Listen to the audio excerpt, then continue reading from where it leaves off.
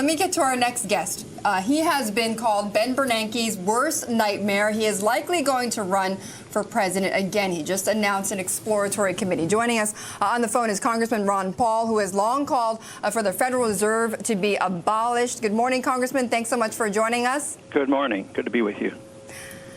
Now, Congressman, look, you're possibly going to run for president. I've got to wonder, how are you going to run for president with a platform where you see one day the Fed being abolished? How is that going to play to centrist America? It's playing pretty well right now because at least the large majority of Americans are with us on the transparency. And the transparency, when it comes, people will realize how unusual and weird our monetary system is, where we have a secret body that was created by the Congress. It's allowed to create money out of thin air, can create trillions of dollars and bail out their friends, send money to bail out foreign banks. And up until now, we've had very, very little transparency. And actually, it's a little bit late now. I think all the damage has been done, you know, and it's a matter. Go ahead. Well, Congressman, why is it too late? It's not too late. There's still much more work to be done, and they're becoming more and more transparent. Isn't that a good thing? Well, because the damage has been done since 1971. The massive monetary inflation has set the stage for this huge financial bubble worldwide. It's a dollar bubble. The dollar is going to continue to go down. Prices are now just starting to rise, and that is going to be determined by some psychological factors that once people panic, they're going to panic out of the dollar, and all currencies are going to go down in value and purchasing power. So the system doesn't work. I mean, I doubt very much if Mr. Bernanke will admit that his theory of central economic planning through monetary policy it just flat doesn't work. As a matter of fact, I'd like him to admit that buying debt is really the culprit, buying the government debt. That's the reason Congress can run up debt. If he didn't buy all the debt, interest rates would go up and the Congress would quit spending. It'd be that simple.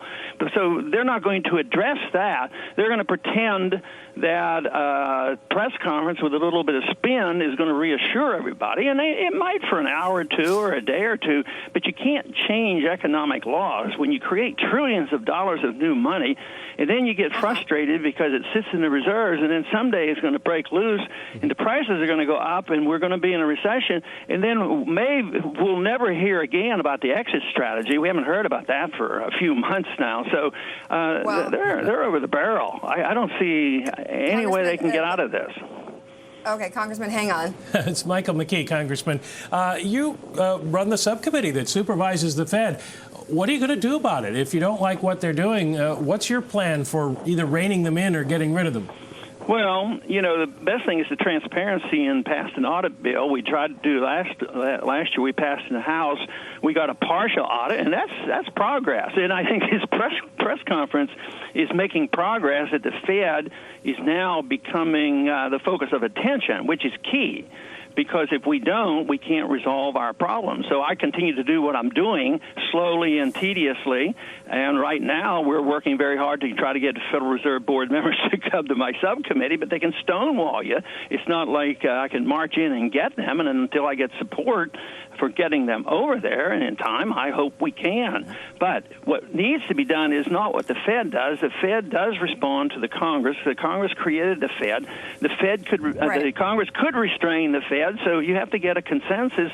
And right now, people are just starting to wake up and learn about the Fed. But believe me, it's coming because their system has failed. That's what they have to admit, and the American people know it. And the world economy is starting to know it, too, because the world financiers are starting to talk about, well, what kind of a currency is going to replace the dollar? And they're talking about a worldwide fiat currency. They're doing all kinds of things like that, but Congress has a responsibility. Congressman, and that's a point. In fact, you have heard people talk about, well, you know, at some point, you know, will the dollar have to be replaced? But Al, I mean, is the congressman becoming less and less of an outlier with his views, as he just said right at the open? Well, I suspect he is, but let me ask the congressman, if I may, Betty. You pointed out he's running for president. I haven't heard a lot of this from the Mitt Romneys and the Tim Pellenys, Congressman Paul. Do you think this issue, the issue of the Federal Reserve and its independence or its very existence, will be for you a differentiating issue between you and the other candidates in the Republican field? Yeah, I think it certainly will be, but they're going to pick up on the rhetoric, and they'll talk about it indirectly because they're already talking indirectly about high prices of goods and services, commodity prices, and especially oil. But they don't connect it to the fact that we've allowed the Fed to create unlimited amounts of money and credit, which is the source of the inflation. Inflation is always a result. The price inflation always comes from the monetary inflation. So they'll talk about it indirectly, but they're not going to get to the bottom of the problem, and that is the whole nature of our monetary system. Congressman, we're going to leave it there. Thank you so much. Great to talk with you, as always, Congressman Ron Paul of Texas.